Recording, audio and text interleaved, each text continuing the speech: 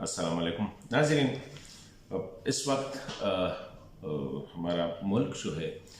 मुख्तलिफ़ किस्म के मसाइल का शिकार है, और इसमें अगर माशी मसाइल है, सियासी मसाइल है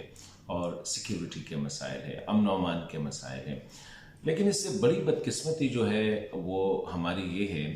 कि इस वक्त इतने मसाइल होने के बावजूद भी हमारी जो सियासी क़यादत है और मुख्तलिफ लेवल पे जो हमारी अस्करी क़यादत, सियासी क़यादत, फिर सियासी क़यादत के अंदर मज़ीद जो है मतलब है कि वो इन्हीं मसाइल के हवाले से जो है वो एक पेज पे नज़र नहीं आ रही है। मैं एक छोटा सा जो आज के व्लॉग में मैं डिस्कस करना चाहता हूँ वो ये है कि पेशावर में जो वाक़या हुआ, जो सानहा हुआ, जिसमें 200 के लगभग जो है पुलिस और दीगर लोग जो है वो उसमें 100 से ज़्यादा शहीद हुए और इस तरह जो है वो ज़ख्मी हुए। ये एक बड़ा मौका था कि हमारी सियासी क़यादत, अस्करी क़यादत, समाजी क़यादत और जिसको हम कहते हैं सिविल सोसाइटी, सब मिल के जो इस वक्त मुल्क को अमन व अमान के हवाले से दरपेश मसला है, अस्करियत पसंदी या दहशत गर्दी के हवाले से जो दरपेश मसला है, इस पर मिल बैठ के कोई लाहे अमल तय करते हैं। इस वक्त अगर आप जिसके साथ भी बैठे तो एक कन्फ्यूजन है कि स्पेशली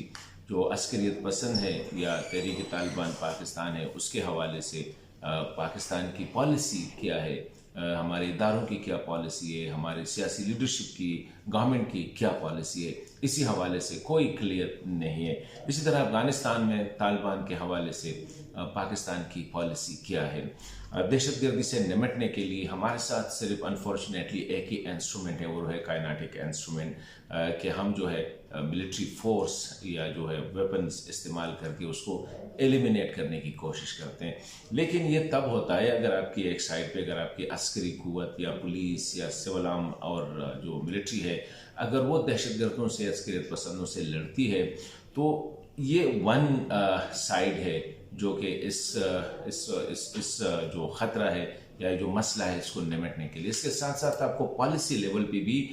एक काम करना होगा, एक बयानिया जो है ना, एक नैरेटिव जो है उस एंगल से भी आपने काम करना होगा। अभी अगर हम देखें तो ये कहा गया कि हम एक ऑल पार्टीज कॉन्फ्रेंस बुलाएंगे पेशावर सानहे पे, और दहशतगर्दी से निमटने के लिए या टीटीपी के हवाले से उसको पहले तो उसको पोस्टपोन किया और अब उसको जो है ना बिल्कुल शट किया गया। मतलब ये कि इस जो मैसेज जा रहा है अस्करियत पसंदों को, वो ये जा रहा है कि शायद इस हवाले से हमारी सियासी, अस्करी और समाजी जो क़यादत है सोसाइटी की वो डिवाइडेड है, और शायद वो हम इस पे इकट्ठे नहीं हो पा रहे हैं कि इनको किस तरह कंटेन करना है, किस तरह एलिमिनेट करना है और इस मसले से समाज को किस तरह पाक करना है। तो मैं समझता हूँ कि ये पेशावर का जो सानहा था, जिस तरह हमें जो APS का जो सानहा हुआ था, इसने एक मौका दिया और सियासी लीडरशिप ने मिल के एक नेशनल एक्शन प्लान बनाया और उसके बाद काफ़ी हद तक उस पर काम भी हुआ, कुछ वीकनेसेस भी हुए।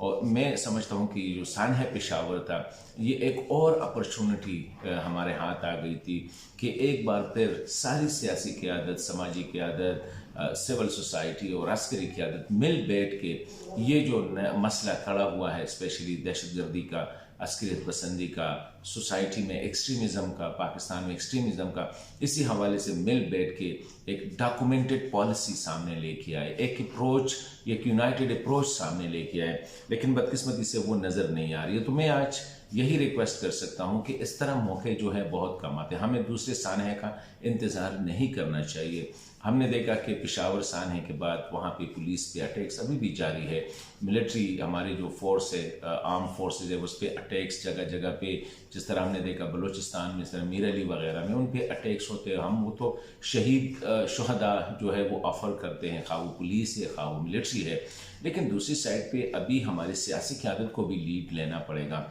हमारी पॉलिटिकल गवर्नमेंट्स को भी सामने आना पड़ेगा और इसी हवाले से एक पॉलिसी बनानी पड़ेगी। और ये पॉलिसी में हर जगह से इनपुट होगी, इसमें अस्करी क़यादत से भी इनपुट होगी,